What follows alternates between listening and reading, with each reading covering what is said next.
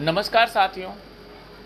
इम्तियाज खत्री एक ऐसा नाम जो कि सुशांत सिंह राजपूत मामले में भी उसका नाम काफ़ी उछला था। आप सबको याद होगा, एकदम हमें याद है कि जब हम शुरू में मुहिम चला रहे थे तो हम कुछ नामों पे चर्चा करते थे, उसमें एक इम्तियाज खत्री भी था।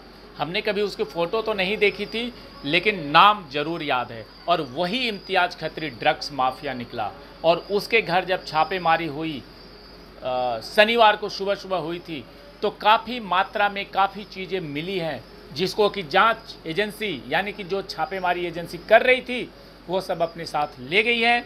और उन सब के बारे में गहन विचार विमर्श हो रहा है, गहन जांच हो रही है, कई टीमें लगी हुई है। अब इम्तियाज खत्री को दोबारा फिर से 12 अक्टूबर यानी कि आज सोमवार को इम्तियाज खत्री को बुलाया गया है और उससे पूछताछ होगी।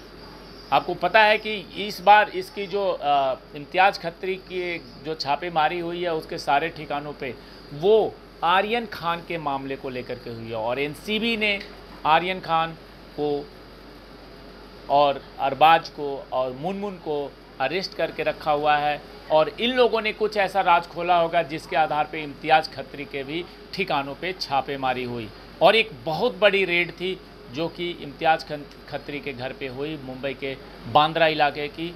अब 12 अक्टूबर को एनसीबी दफ्तर इम्तियाज खत्री को जाना है और उसको ये साबित करना है कि वो बेगुनाह है। लेकिन इम्तियाज खत्री के ऊपर अब शिकंजा कस चुका है और इम्तियाज खत्री बचने वाला नहीं है। उसके खिलाफ जो भी सबूत मिले हैं वो काफ़ी ज़्यादा घातक हैं।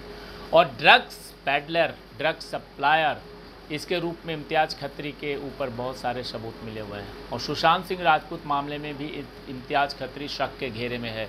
तो मुझे तो ऐसा व्यक्तिगत लगता है कि एनसीबी जो कि दोनों मामले में जांच कर रही है, चाहे वो आर्यन का मामला हो चाहे वो सुशांत का मामला हो, और गुनहगार एक है इम्तियाज खत्री। तो अब दोनों को कनेक्ट करके देखा जाएगा और दोनों के कनेक्शन मुझे लग रहा है कि मिलने वाला है।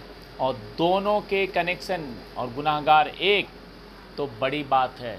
और एनसीबी के बारे में तो कुछ कहने की ज़रूरत नहीं है क्योंकि एनसीबी हर पहलू को ध्यान में रखते हुए अपना काम कर रहा है।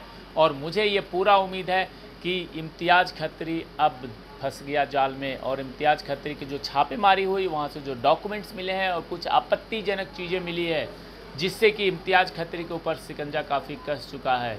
और इम्तियाज खत्री हो सकता है कि ड्रग्स का सप्लायर है जिसने कि क्रूज पार्टी में ड्रग्स से संबंधित कुछ मामले उसके ऊपर बनते हैं। तो ये सारी चीज़ें हमें बहुत ही गौर से देखने की ज़रूरत है। और सुशांत सिंह राजपूत मामले और आर्यन खान का मामला, इन दोनों के ऊपर बहुत ही ध्यान रखने की ज़रूरत है क्योंकि आर्यन खान एक बड़े बाप का बिगड़ल बेटा है और सुशांत सिंह राजपूत एक छोटे शहर से आके अपने टैलेंट के बल पे अपना एक जो होता है किसी भी इंडस्ट्रीज़ में अपने आप को स्थापित करना, वो सुशांत सिंह राजपूत थे। लेकिन यहाँ पे एक दूसरा, तो ये जो लड़ाई है बड़े बाप के बेटे को बचाने के लिए जो सारे ये बॉलीवुड के स्टार्स सामने आ चुके हैं, इन सबको भी अब दिखा देना है कि हम भी सुशांत सिंह राजपूत के समर्थक हैं और हम न्याय ले करके रहेंगे क्योंकि वो एक अलग कम्युनिटी है और वो कम्युनिटी पूरी आर्यन खान के सपोर्ट में सामने आ चुकी है। और ये सारे लोग सुशांत सिंह राजपूत के वक्त चुप थे, इनके मुंह पे ताला लग गया था, ये कुछ बोलने के हिम्मत नहीं थी इनकी। खैर, हर पहलू पे ध्यान रखना है। जय हिंद, जय भारत।